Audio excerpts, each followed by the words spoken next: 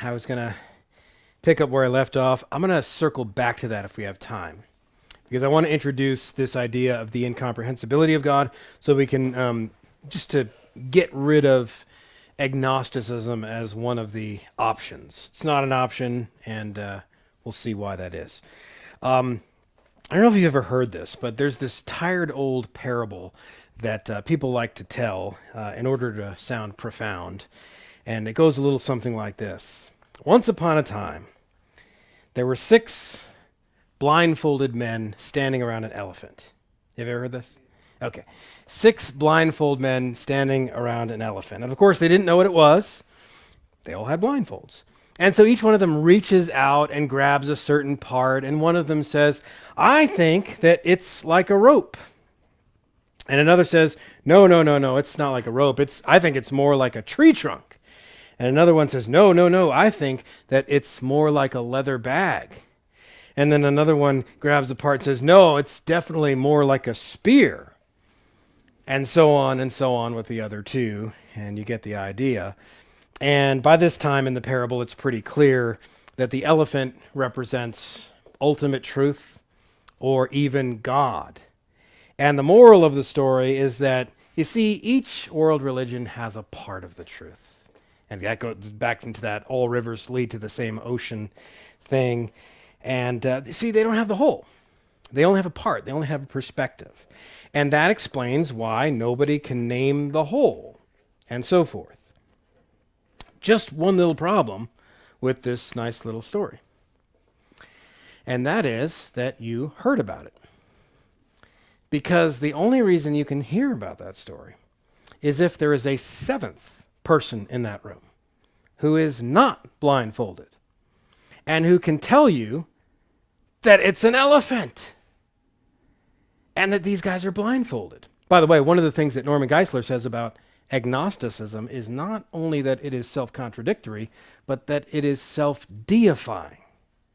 Because the person that has this theory and is denying knowledge has to reserve to himself at least some of the knowledge, and it's really the critical knowledge that he's denying to everybody else. I always laugh when people say stuff like this. I remember, I know he never tires of me telling this story, but I remember when he was a kid, Playhouse Disney, they had this commercial on, and they were already a bunch of relativists in 2000, 2001, 2002. But they had this commercial with this bowl of spaghetti and these kids that were blindfolded. And one of them said, oh, it's worms. And another kid's like, no, it's this. I don't remember what they all said. And none of them said spaghetti. They just all got it wrong. And of course, on the screen, the whole time is this caption that pointed to the bowl and said, it's spaghetti, almost whispering to the viewer, it's spaghetti, because we couldn't figure it out. And you think, okay, well, at least they got it right, those Disney guys. No, they didn't. Because at the end of the commercial, the whole point of the commercial and the slogan was, it's all in how you look at it. No, it's not. You just said it's spaghetti. Oh, my goodness. Anyway, so that's the elephant. That's the elephant in the room. The problem with agnosticism. Now, the word agnosticism comes from 2 Greek words, and this word shows up, as far as we know, I think for the first time in modern Western world. Yeah, I did. I thought I put A again. 2 Greek words, meaning non, and gnosis meaning knowledge. T.H. Huxley, I think, is the first one that really uses this word in the 19th century.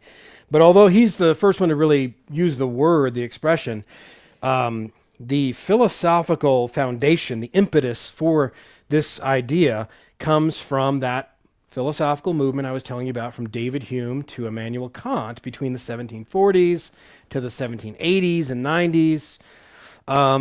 Now, better philosophers than the ones that tend to obtain government funds have recognized that the infamous arguments for agnosticism and against natural theology are self-contradictory. For example, David Hume, at the end of his essay concerning human understanding, launches out this famous criteria for determining whether or not our words are rational and meaningful about the world. He says this.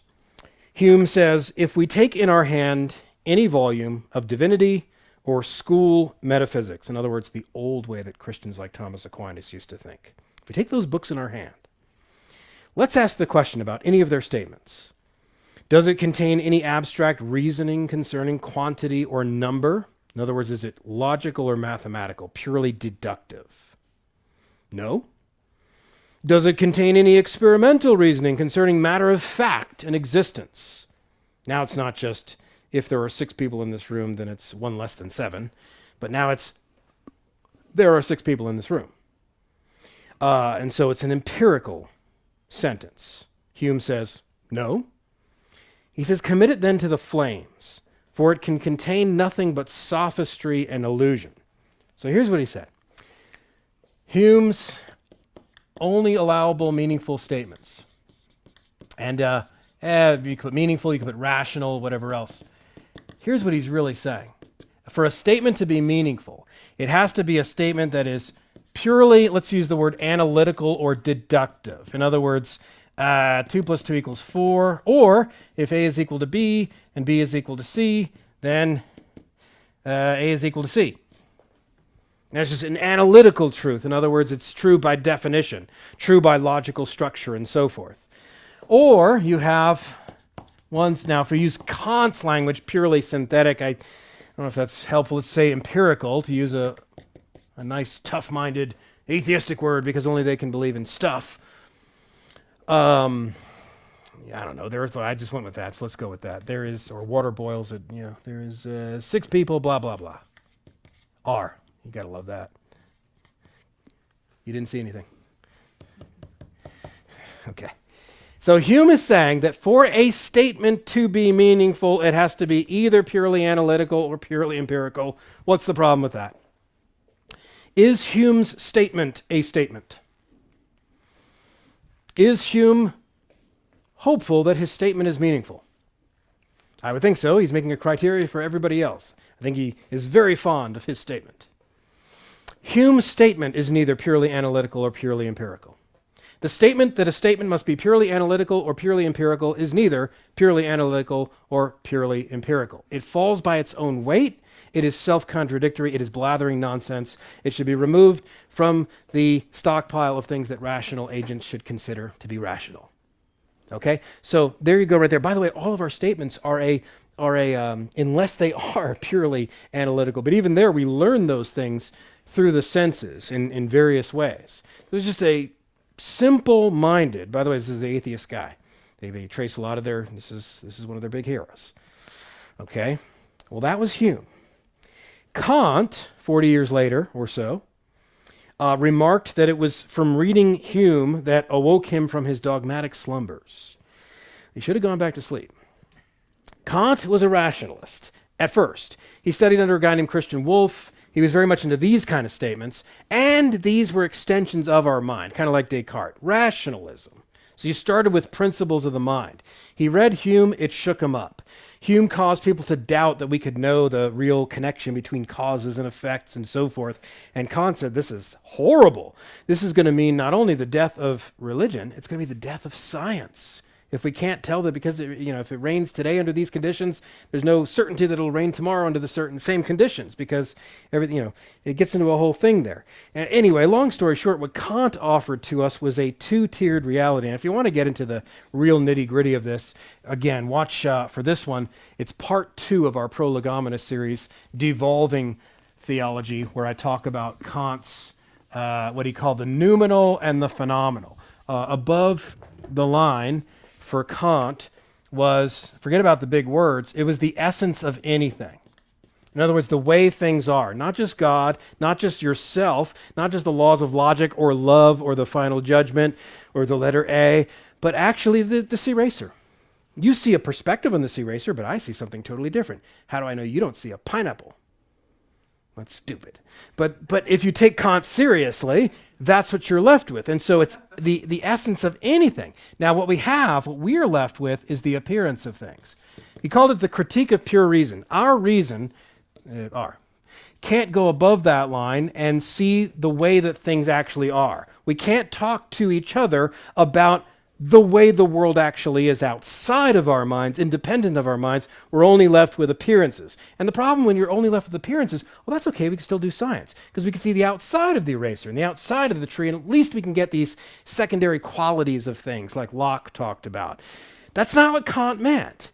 If you want to take Kant fully seriously, this under the line becomes, as Schopenhauer understood and others after him, becomes inside of each individual mind.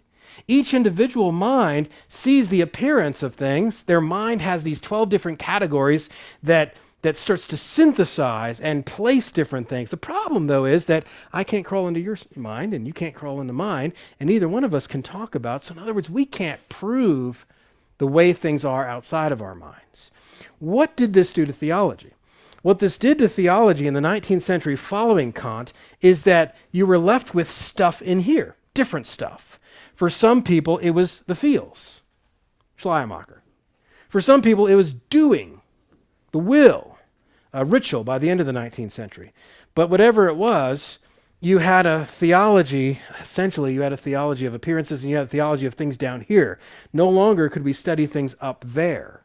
The nature of God, the Trinity, all these metaphysical essences, Christ's two natures. What is that? It's like a Batman or a centaur. That's the way that 19th century theologians would start to talk about the orthodox doctrine of Christ, because you lost metaphysics. You lost the essence of things. You lost an objective way of looking at the world. So that's what Kant gave us right there, is total agnosticism. Not simply about God, but if you take that seriously, it creates an agnosticism about anything, about everything. And some people just don't take it that far. Now, what happened in the 20th century is you had a lot of thinkers that didn't realize what was wrong with what Hume said and what Kant said, and they wound up just regurgitating the same principles. So, for example, in the 20th century, the logical positivists and others started to disallow God talk on the ground that it was not even false. In other words, it was meaningless. The subject and a predicate, it didn't mean anything. You couldn't predicate anything of God because you're not talking about anything. Okay? Now, I think there's a little bit of nominalism, well, not a little bit, there's a lot of nominalism there too. This idea that essences or universals are just names that we give. It's a useful way to get our thinking or our talking off the ground, but they don't mean things. So you have this inability to actually mean things, especially invisible, eternal, unchangeable things. Science isn't what did this to us. This is an alternative philosophy that's rooted all the way back in the Middle Ages. The wrong guys won there. But anyway, you had this verification principle that pretty much just regurgitated everything Hume said. But we just said that Hume was self-contradictory. So there's a long, painful history of agnosticism. If you want to read some really good stuff on it, Norman Geisler has some good stuff on it in several of his books, and he goes through different thinkers. Let's move on, though. Let's look at the form of agnosticism in a much more basic way so that you can see what's wrong with it. And it will be helpful to give different versions that this comes at you. And one of the things that's going to start to emerge is a pattern. And in that pattern, and let's make it easy right at the beginning. Let's talk about the different parts of a sentence, a subject and a predicate. And every time we have one of these five, I'm going to give you 5 examples, and I'll bet you anything you've heard of all 5 of them. Short, sweet sentences, no doubt people think are just as profound as that elephant in the blindfold and all that stuff. And I want to show you a little bit of a pattern that emerges. But before we do, just understand this. When the agnostic says, I deny knowledge, he's saying more than, I don't know. That would be a soft agnosticism. Well, I just don't know. I haven't gotten the burning in my bosom yet. I haven't gotten the, whatever it is. And as people play humble like that, okay, fine. But sometimes we make that distinction between soft agnosticism and hard agnosticism. Really, what we mean by agnosticism is the hard agnosticism. It's not just, I don't know, it's you can't know. We can't know. We can't know that thing, whatever it is. So let's tease this out. 5 different examples. The supernatural cannot, can't, be known. Now, if you want to put this in the form of a categorical statement, you would say the supernatural is unknowable. There would be a clear subject and predicate. Okay. Sentence 2, the finite cannot grasp the infinite. The finite cannot grasp the infinite. Now, again, you'd have to retranslate that to put it into a standard categorical form. You'd have to say the infinite is ungraspable by the finite. You'd say inconceivable. You get the idea. Something like that. To make it a subject predicate with a nice being verb in the middle. Third one, God is too big. This one already comes in standard categorical form. God is too big of a concept. Have you heard that one? Too big of a concept. Notice the humility just dripping off of these sentences. These are really winsome people here. Put that on a Starbucks cup. Get those guys on Oprah. Okay, truth is relative. Truth is relative. And then finally, number 5, let's go really matrix. Reality is an illusion. Have you heard these? All 5 of them? Yeah, something like some version of them. Okay, let's look at these. Notice what all 5 of them have in common. Don't go too deep. I know what you're thinking. You're thinking of something harder than I mean. You're thinking, well, they're all agnostic because they're denying that. I mean something easier than that. And I tipped you off here. They all have now in this case, like I said, the subject's over there. They all have, I should have done that. I just should have put infinite, but you'll get the idea. Okay? They all have a subject and a predicate. Okay, super simple so far. Basic grammar school type stuff at this point. Now, what is a predicate? A predicate is what belongs to the subject, right? If we want to talk about metaphysically, forget about linguistically. If I say that, I don't want to cheat. This whiteboard is useful. Usefulness is a property or a quality of the whiteboard. Now, that might be a relative quality. Doesn't matter. You get the idea. A predicate is something belongs to or is true about the subject. It's probably the easiest way to say it. Now, at this point, you may have noticed something rather inconvenient to the very form of agnosticism. And in order to make it a little clearer, one of the fundamental laws of logic is that law of non-contradiction. One way to say it is A does not equal non-A. And another way to say it would be a thing, A, cannot be and not be at the same time and in the same relationship. Okay? I can say that board is useful and flat. I can even say that board is white and black. It's part white, part black. It's not contradictory. But I cannot say that whiteboard is here in this room and not here in this room at the same time and in the same relationship. So it's sort of an idea of the way that the law of non-contradiction functions over all human language and propositions and so forth. Now, let me ask you about agnosticism. Isn't the whole position, no matter what form it comes in, precisely that we cannot know anything about the subject, whatever it is, supernature, infinity, God, truth, reality? Isn't the whole point, isn't the claim of agnosticism is that we can know nothing about something? Nothing about something. The something is the subject. Nothing about supernature, nothing about infinity, nothing about God, nothing about truth, nothing about reality. Agnosticism means no knowledge, not some, not any.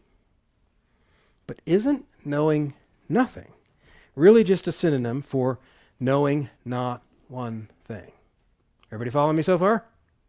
Not one thing. If I can know even one thing about that subject, do I really know no thing? You see where I'm going with this? If I know one thing about it, can I at the same time and in the same relationship know no thing about it? I cannot. So, God is too big of a concept, you say. Too big. What is this bigness you speak of? Big? That seems like something The reason we cannot know God is because of this thing that you're calling bigness. Tell me more about this bigness that you know not one thing about. Second form, infinity.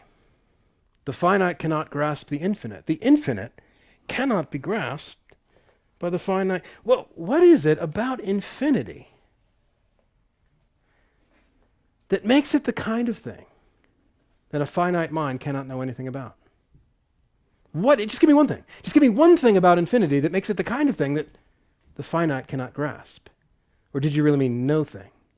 Did you mean one thing? Because if you meant one thing, you couldn't have meant no thing. But if you meant no thing, tell me more about this infinity that you know so much about, that makes it the kind of thing that makes you think you cannot know any one thing about it. Hopefully, you're starting to see the trouble. I think somebody's been smuggling some elephants and some blindfolds back into the room. This is nonsense for the same reason that that's nonsense. All 5 statements have predicates that directly contradict the subject. All 5 statements are different forms or expressions of A equals non-A. But in fact, A does not equal non-A. All 5 statements, and by the way, you can list out, give me 20 more, that give examples of ways to express agnosticism. The point is that the form is nonsense. The very possibility of agnosticism is disproven by the most fundamental law of logic. It doesn't work linguistically because it doesn't work metaphysically. The thing cannot go together. And so agnosticism can be ruled out as one of the options that intelligent, rational people should ever consider in their worldview. So agnosticism is eliminated. That's done. Now, that doesn't mean, though, that we've proven the opposite. And this will happen sometimes, and we'll have to explain the difference between these ideas here. Just because we demolish a building doesn't mean another one has just magically appeared in its place, right? Okay, so we've done some demolition work, but we haven't necessarily positively demonstrated the alternative. And sometimes, in apologetics and other situations, people will make that demand of you. Oh, you're always against things. Give us your idea, and then we'll listen to you and stuff like that. But it's important to understand that no matter what you're able or not able to put in its place, that doesn't make agnosticism somehow get resurrected. It is a meaningless concept, as meaningless as a square circle or a married bachelor or this marker is not a marker. The very form of the statement is blathering nonsense. What does Scripture make of this? There's another verse. It's one of my kids' memory verses, Deuteronomy 29:29. It's a wonderful verse that just stating it doesn't settle the matter because we can actually disagree about how to apply it. I'm going to draw a line, but it's not Kant's line. This one's God's line. Deuteronomy 29:29 says, "The secret things belong to the Lord our God, but the things that are revealed belong to us and our children forever, that we may do all the words of this law." So let's put above the line, secret things. Let's make this a dotted line. And you might think, that's the most horrible thing I've ever seen. You just said this is God's line, and now you're going to make it a dotted line? But I'm going to make it a dotted line not because we're taking it less seriously, but because there's actually going to be some relativity and diversity in where this line is. It's different from one person to another, and so forth. Anyway, the things that are revealed, let's call this revealed things. First of all, you already know that it's a dotted line. I'll give you one example how you know this. There was a time when the Bible was not yet written. And the truth of Deuteronomy 29:29 was still true. But there was still more to be revealed. Jesus said in John 16, "I still have more things to teach you, but you cannot bear them now." He sent the Holy Spirit, taught them more things. The line moved. You see what I'm saying? That's all I mean by a dotted line. I don't mean that we play fast and loose with what God has revealed. I mean that what God reveals is relative to certain times and places and people groups and diverse intellects and capacities and so forth. And so that's the idea. Secret things belong to the Lord our God. Things that are revealed belong to us and our children forever, that we may do all the words of this law. So there's secret things and there's revealed things. We can say it like this. There's an infinity of things we don't know. There's an infinity of things. By the way, it's going to be true in heaven. There will always be an infinity more things that we don't know. And there's no logical problem in saying that. God has not revealed those things, right? We could even say that a finite mind cannot, in principle, know an infinity of things.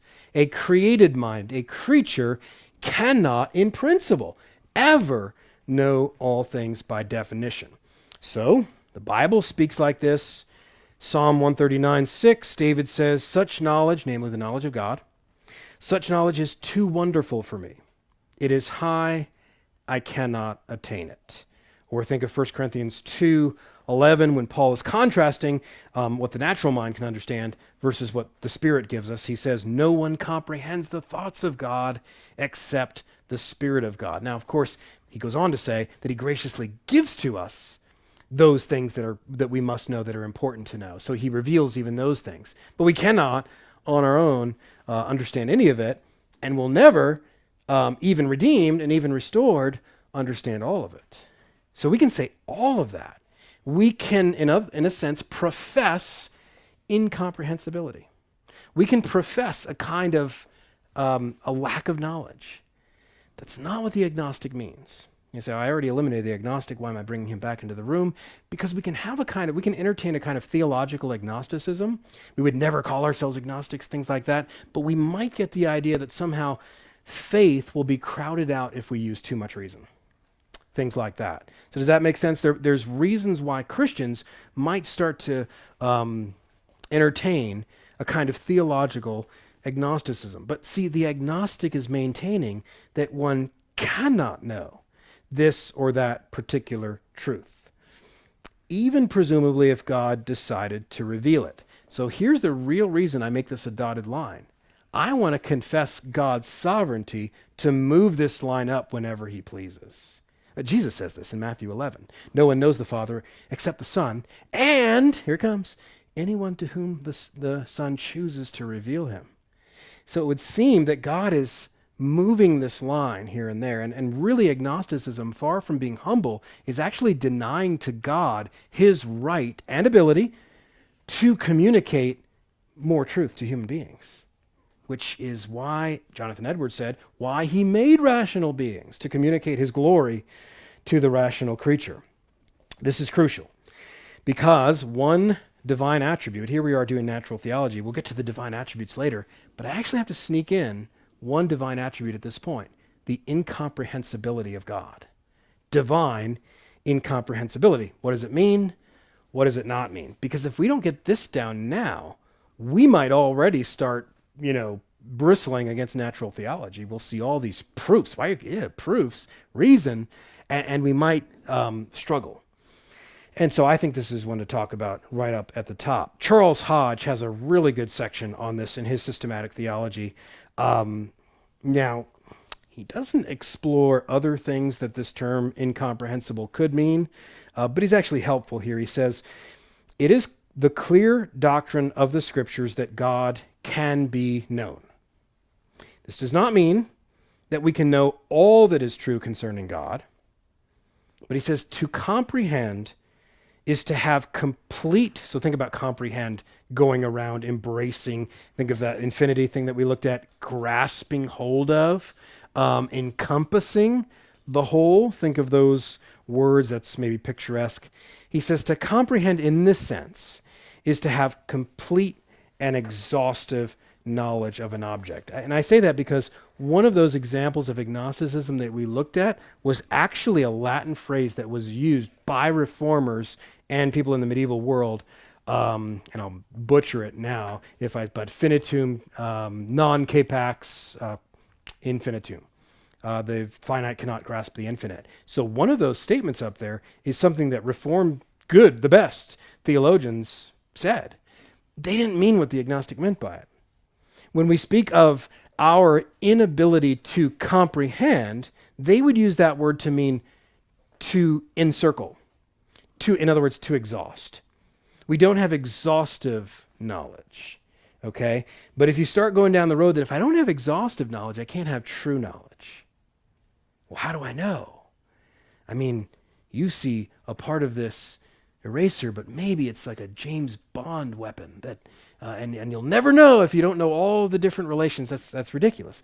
If we lived our lives this way, we would never know anything about anything. And so that fails for the same reason that we already looked at with agnosticism.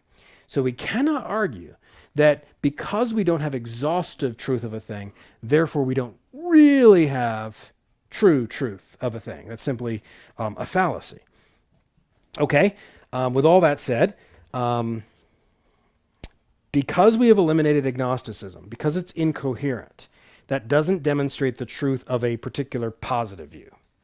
But it does prove the coherence of positive knowledge. In other words, it's logically possible to have true knowledge of a lot, which at first glance you might not think, well, that's not very exciting. So you're saying you knock the house down, there's no true house of knowledge yet, but now you're saying, well, at least it logically makes sense for there to be a house of truth there.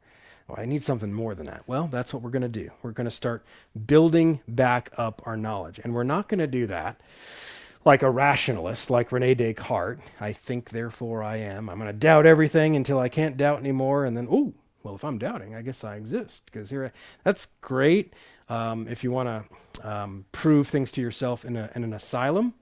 But the problem is you can't really communicate that to other minds. I think, therefore I am. How do I know you're not an extension of my mind? And that what you're calling thinking is really just you blowing bubbles off in the corner in my mind. You could go there. Okay, so Descartes' proof, while logically consistent, doesn't really work for other minds. So we're not going to do that.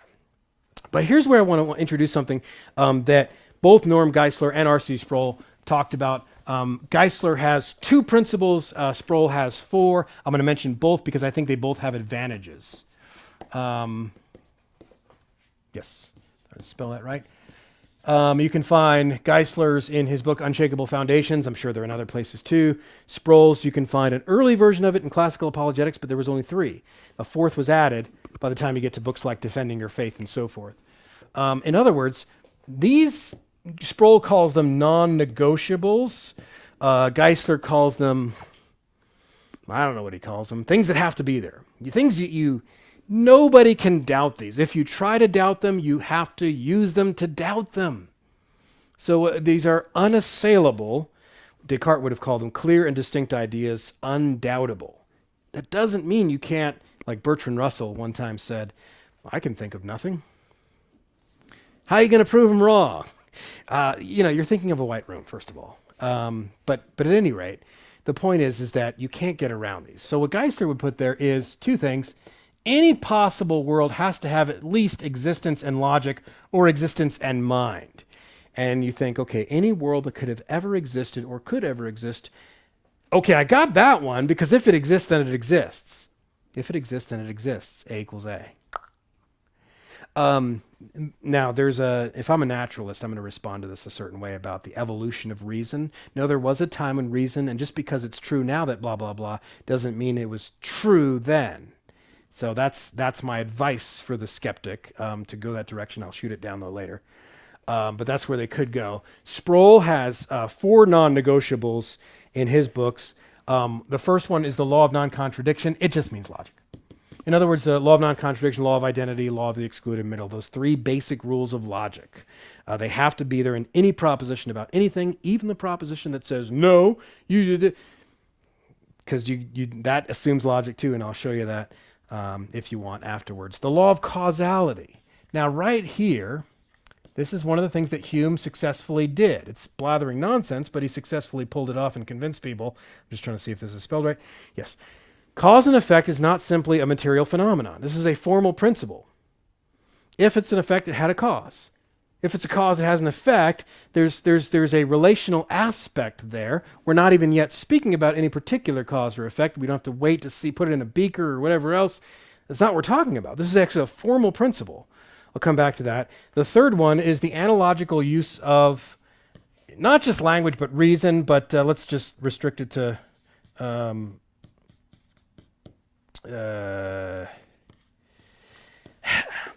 I want to say it's of reason in general, but we don't want to get too philosophical. Analogical use of reason. In other words, my words are not an exact replica of the thing I'm talking about. That would be univocal speech. On the other extreme, Thomas Aquinas said, there's equivocal speech, where there's no relationship between my words and the objects that they're claiming to represent. This is a middle position that says my words are enough like the thing that I'm representing to be able to make sense of it. And of course, you can't make sense of anything if that's not the case.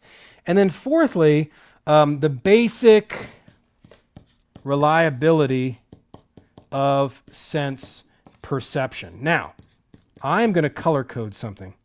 I'm not good at multitasking. Perception. There we go.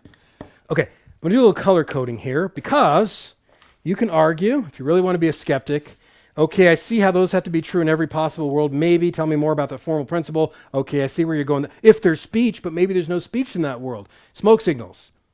It's a signal. It's a sign representing a thing. That's all that means. We'll come back to that. This, no way.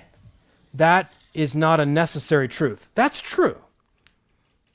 Okay, so we'll come back to that in just a second.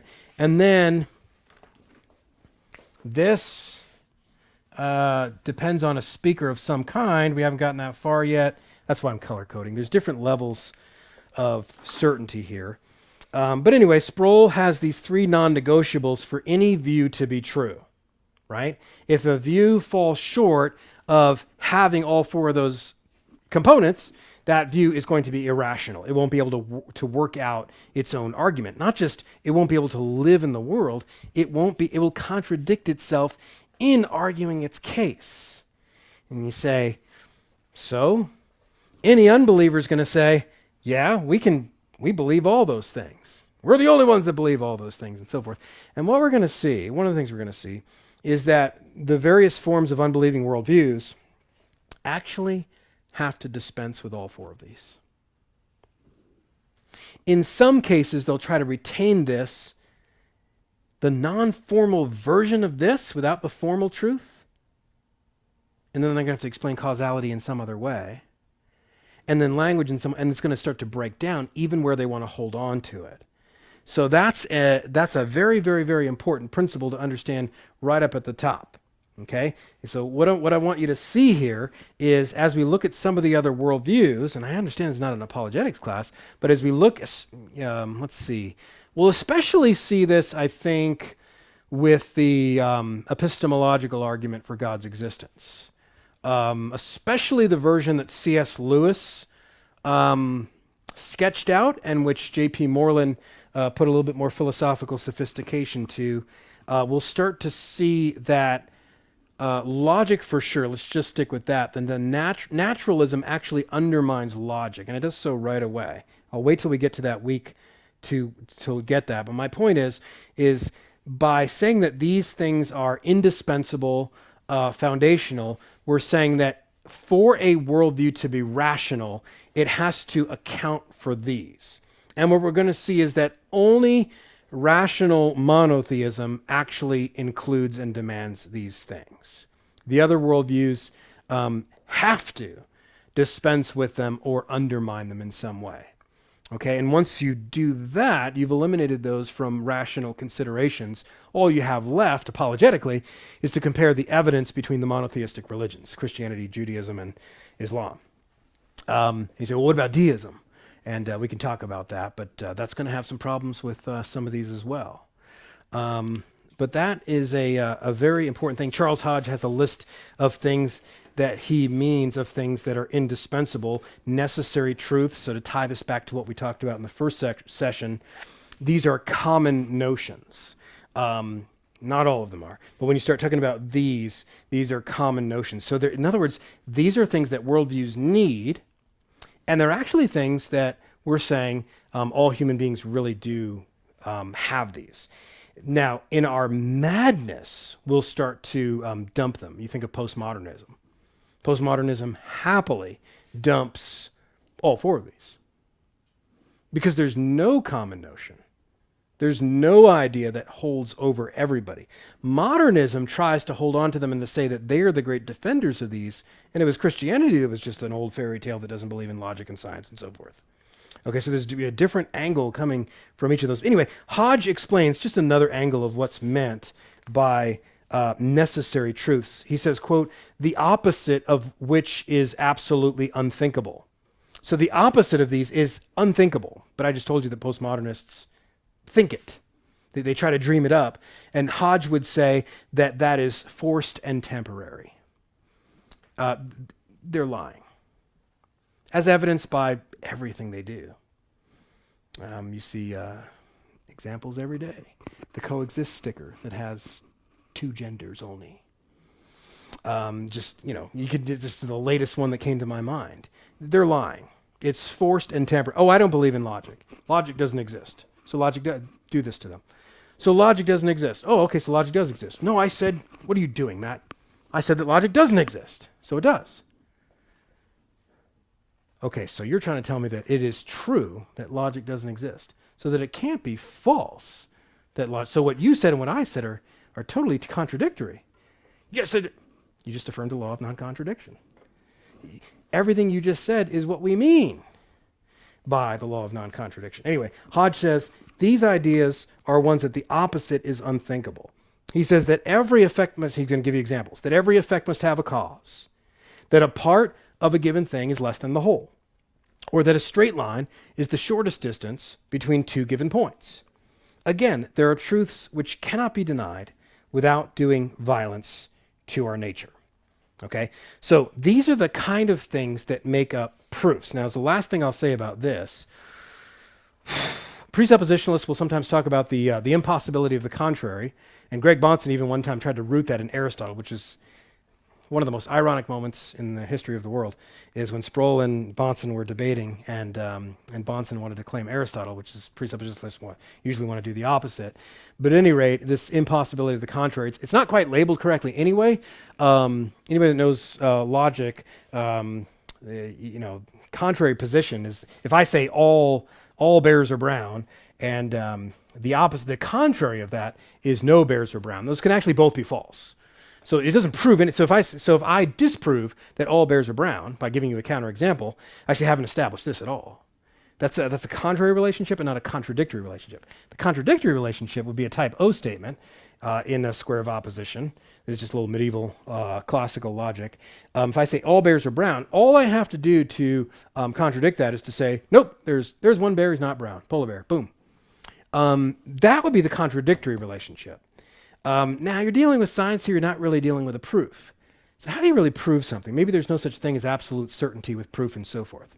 Okay, what if there was a state of affairs that is absolutely impossible, but it had a direct opposite? So for example, if I said, there are square circles. Well, if I said square circles and you said that, that's nonsense. That's a logical contradiction. Well, that doesn't prove that the opposite is true because there is no opposite. Now, there actually is if you put it into a whole proposition. There are square circles.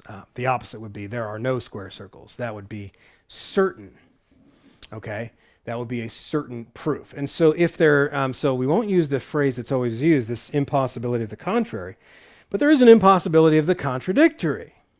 That'd be a better way to say it. There are certain things, and this is based on the law of the excluded middle. This is just like the law of non-contradiction, but it's another application of it.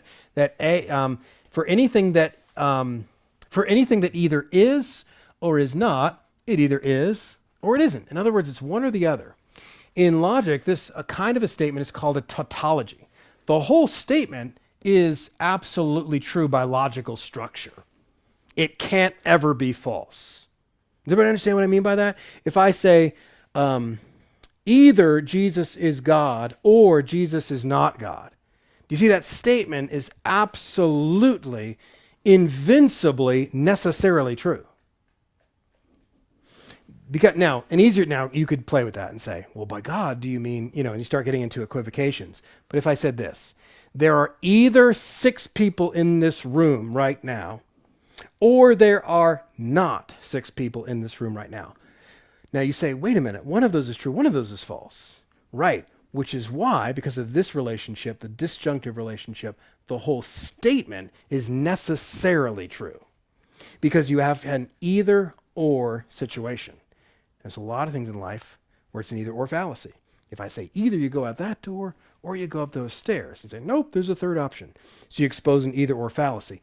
But for everything in life that is a thing, its opposite is an actual it's an actual either or situation. And if you're talking about the existence of a being, if it is impossible that a necessary being not exist, then it is certainly proven with as much necessary, it's going to be redundant there, with as much necessity as a mathematical proof is a proof of deductive logic. And so are you saying, okay, Matt, I think I see where you're going now.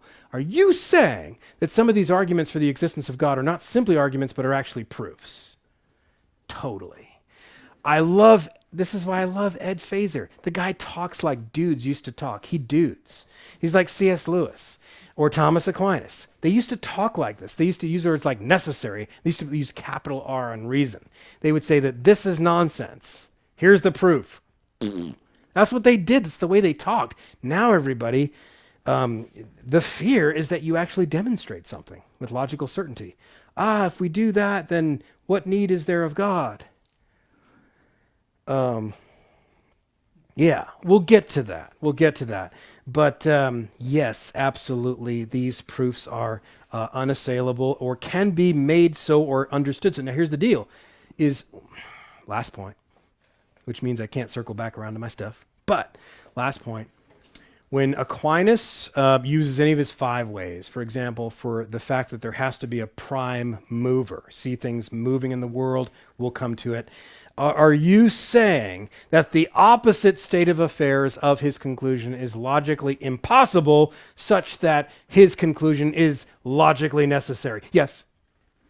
Yes, I'm absolutely saying that. I'm absolutely claiming that. That's right. And I would say that the thinkers today who do not regard the arguments for God's existence and natural theology in that way are making one of several mistakes. And Mortimer Adler made this point too about critics of the Thomistic and Aristotelian view of things. They don't understand what they're criticizing.